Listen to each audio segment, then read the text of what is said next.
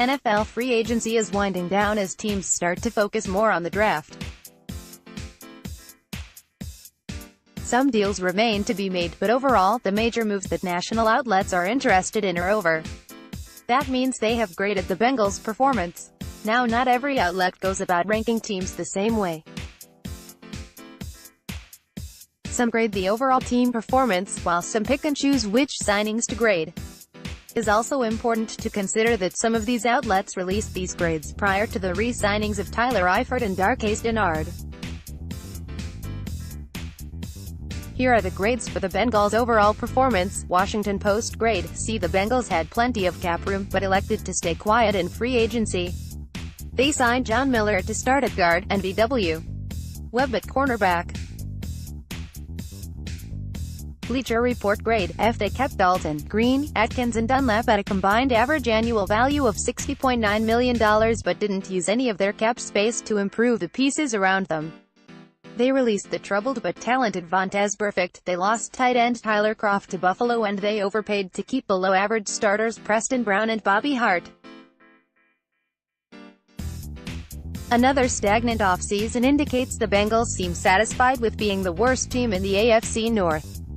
Here are the outlets who graded specific signings. Pro Football Focus: overall, 2 below average and 1 poor signing. Although Brown's season was cut short due to injury and he played fewer than 1,000 snaps for the first time in his career, the Bengals have seen enough from him to give him a long-term contract. Even in his limited time, Brown impressed in coverage as he tied his career high 2 interceptions and earned his highest coverage grade since his rookie campaign a season ago. It's a decent amount of cash to hand over to someone who's only flashed good coverage skills at times in his career.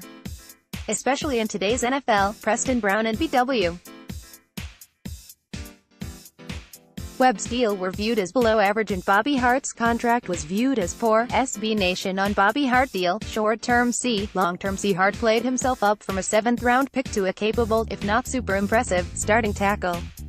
He impressed the Bengals enough to turn last offseason's 1-year deal into a 3-year, $21 million contract in Cincinnati. That's top 10 right tackle money for a guy who might only be top 30. It's a very same-old Bengals move for a team trying to escape the long shadow of the Marvin Lewis era, but Hart still has some room to improve and live up to his big contract. ESPN on Hart deal: D. Hart hasn't shown much, suggesting he's even a competent NFL tackle. Incoming offensive line coach Jim Turner hand-waved away the concerns about sacks and pressures by talking about how Hart has played with passion, but the bottoms of NFL rosters and practice squads are full of players who have passion. It's not hard to find a player who cares. The Bengals are paying Hart to be an effective NFL lineman, and he simply isn't one. I can't imagine that Cincinnati guaranteed more than 1 season to Hart as part of this 3-year pact. Since he is just 24, the Bengals would be in position to keep Hart around if he does break out, but this doesn't appear to solve Cincinnati's offensive line woes. If anything, the signing solidifies them. The one constant thing is no one seems to think the Bengals did a great job at getting better through free agency. Even when you consider them re-signing players like Eifert and Dennard, it likely wouldn't change their thoughts on that front. The thing is, when you compare it to typical Bengals off-seasons, this one has been pretty active.